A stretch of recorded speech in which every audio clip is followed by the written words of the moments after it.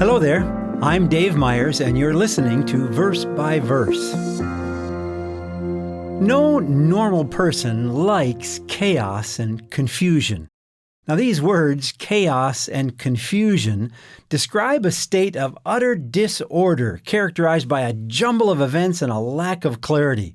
But did you know that the Bible actually mentions that this kind of chaos and confusion had actually existed in one of the congregations of the New Testament church?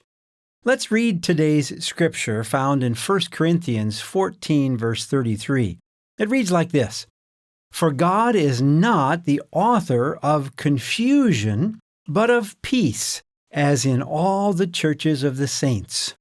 The Greek word translated confusion is defined as instability, a state of disorder, disturbance, confusion. Paul makes the basic statement here that God is a God of order, stability, and peace, not chaos.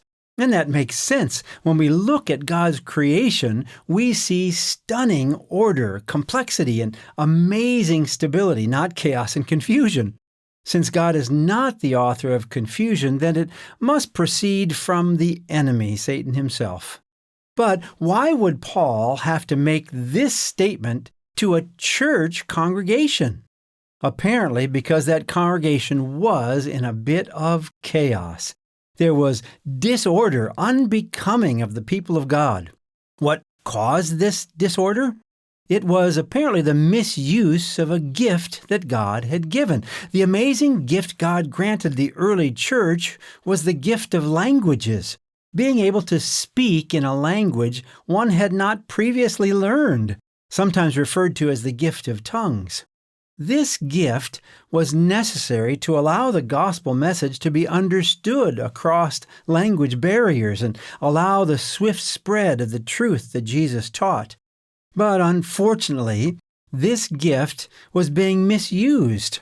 Instead of bringing unity to the congregation, there was chaos and confusion brought about by what appears to be plain vanity.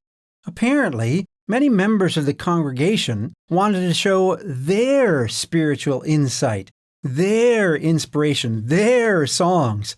The result was chaos and confusion. So Paul brings order by saying the purpose of a church service is for edification. In other words, building each other up. Spiritual education is the primary focus of our church services.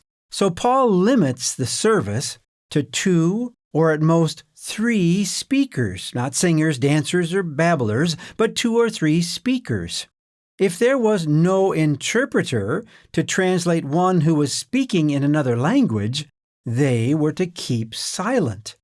If someone babbles on and the others cannot understand, it is confusion. It is worthless. So a church service where people babbling on in a supposed angelic language, supposedly speaking in a language that no one understands, is simply not biblical and not godly. Paul additionally states that in the previous verse, quote, "and the spirits of the prophets are subject to the prophets," end quote.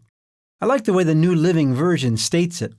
Remember that people who prophesy are in control of their spirit and can take turns. So, God's Spirit never takes control or possesses one's mind. If anyone gives their mind over to a spirit, it is not God's Spirit, but rather a counterfeit spirit. So rather than chaotic and confused, the worship services of God's people are well-ordered, educational, and peaceful. Why?